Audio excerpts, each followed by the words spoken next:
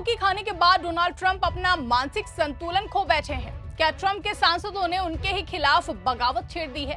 और क्या राष्ट्रपति ट्रंप को अब अपनी कुर्सी छोड़नी पड़ सकती है? दरअसल दोस्तों, आजकल के नेता बड़ी बड़ी बातें करके सत्ता तो हासिल कर लेते हैं, लेकिन जब मौका आता है बहादुरी दिखाने का तो भीगी बिल्ली बन जाते हैं और कुछ भी अनाप शनाप बकने लगते हैं।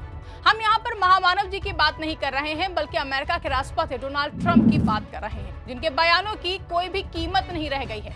वो कब क्या दावा कर दे कुछ भी कहा नहीं जा सकता है। हर घंटे उनके बयान बदल रहे हैं।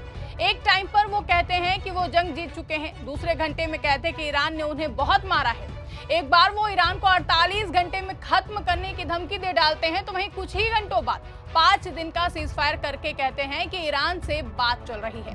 लेकिन अब तो महाशय ने ऐसा बयान दे डाला है कि ईरान भी एक बार को सोचने में आ गया है कि आखिर उसने कब किया।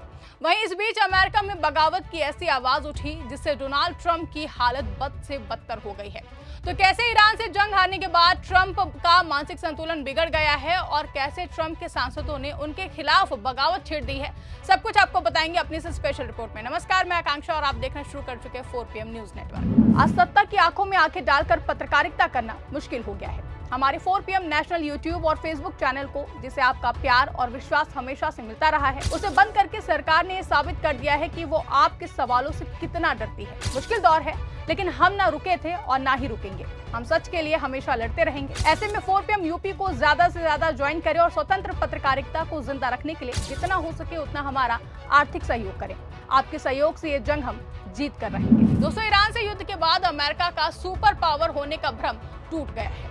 जंग के मैदान में अमेरिका को हराने के बाद ईरान अब डिप्लोमेसी की टेबल पर भी झुकने को तैयार नहीं हो रहा है। उधर डोनाल्ड ट्रंप के उलझुल बयान बंद होने का नाम नहीं ले रहे हैं।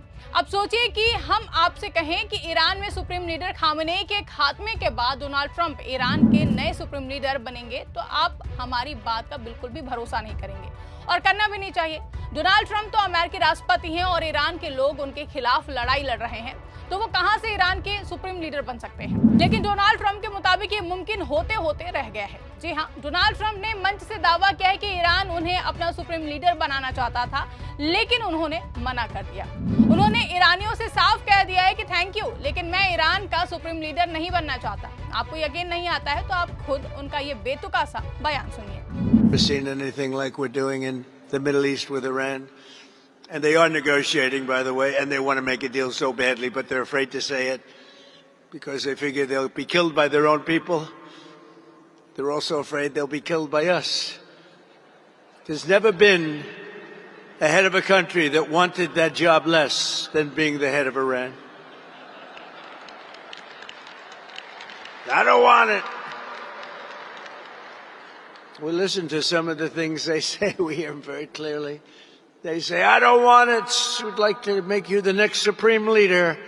No, thank you. I don't want it. But I want to express my gratitude to the tremendous...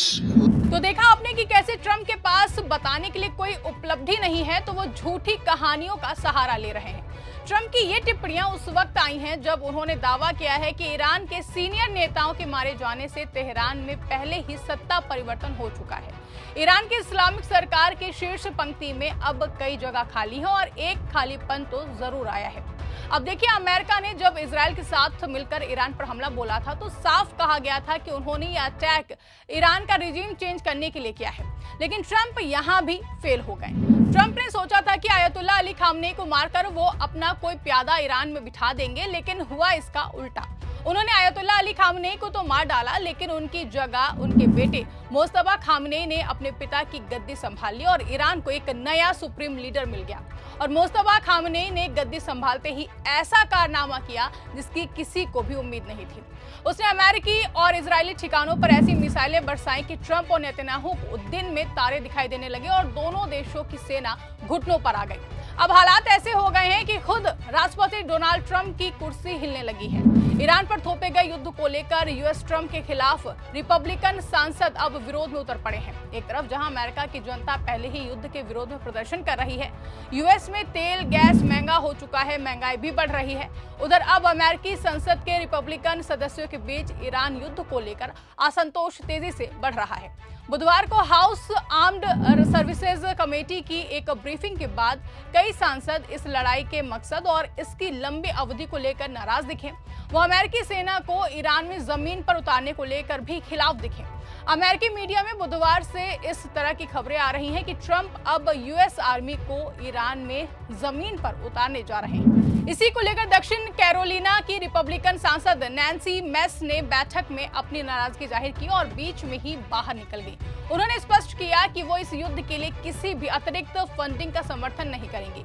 mess का कहना है कि कमेटी को गुमराह किया गया है और सेना के पास युद्ध को लेकर ठोस जवाब नहीं है। उन्होंने कहा जैसे जैसे ये युद्ध खिंच रहा है, रिपब्लिकन पक्ष का समर्थन कम होता जा रहा है। मेस ने सीनेटर लिंडसे ग्राहम के उस सुझाव की कड़ी आलोचना की है जिसमें उन्होंने ईरान के खार्ग द्वीप पर कब्जा करने की बात कही थी। आपको बता दें कि खार्ग द्वीप ईरान के कच्चे तेल की निर्यात का लगभग 90% हिस्सा संभालता है। नैन्सी मेस ने कड़े शब्दों में कहा कि वो तेल की कीमतों के लिए अमेरिकी बेटे बेटियों को मारने के लिए युद्ध में नहीं भेजेंगी। उन्होंने पिछले 70 सालों के इतिहास का हवाला देते हुए कहा कि अमेरिका सत्ता परिवर्तन की कोशिशों में हमेशा विफल रहा है। अमेरिका के भीतर युद्ध विरोधी प्रदर्शन तेज हो गए हैं। नैन्सी मेस जैसे सांसदों के विरोध के कारण $40 बिलियन का नया सैन्य सहायता पैकेज संसद में अटक गया है। जनता में बढ़ती महंगाई और पेट्रोल की कीमतों को लेकर भारी आक्रोश है। इसी का नतीजा है कि अमेरिकी सर्वों के अनुसार राष्ट्रपति ट्रंप की अप्रूवल रेटिंग गिरकर 36% के स्तर पर आ गई है। ये उनके व्हाइट हाउस में दोबारा आने के बाद का सबसे निचला स्तर है। सर्वे बताते हैं कि आधे से अधिक अमेरिकी उनके कामकाज के तरीके से नाखुश हैं। विशेष रूप से स्वतंत्र मतदाताओं के बीच उनका समर्थन तेजी से घटा है, जो कि 2024 के चुनाव में उनकी जीत का मुख्य आधार था।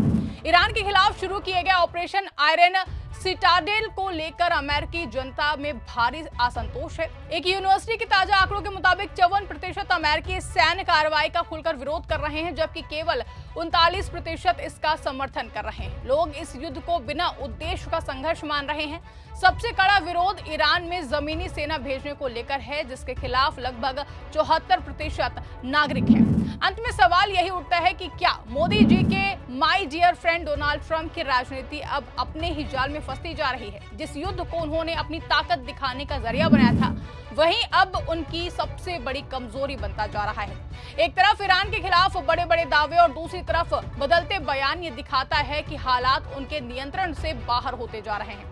अमेरिका के भीतर ही बढ़ता विरोध, अपने ही सांसदों की नाराजगी और गिरती लोकप्रियता इस बात का संकेत है कि अब ट्रंप के लिए राह आसान नहीं है। ट्रंप और उनके दोस्तों को समझ में आ गया होगा कि सत्ता में बने रहने के लिए सिर्फ बयानबाजी नहीं, बल्कि ठोस नीतियों और स्थिर नेतृत्व की जरूरत होती है, जो इस पूरे घटनाक्रम में कहीं ना कहीं नजर आ रहा है।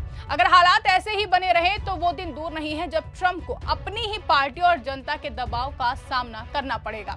राजनीति में छवि जितनी तेजी से बनती है, उतनी ही तेजी से बिगड़ती भी है, ये हम सभी जानते हैं। और फिलहाल जो तस्वीर सामने आ रही है, उसमें ट्रंप की सियासी जमीन खिसकती हुई साफ तौर पर दिखाई दे रही है।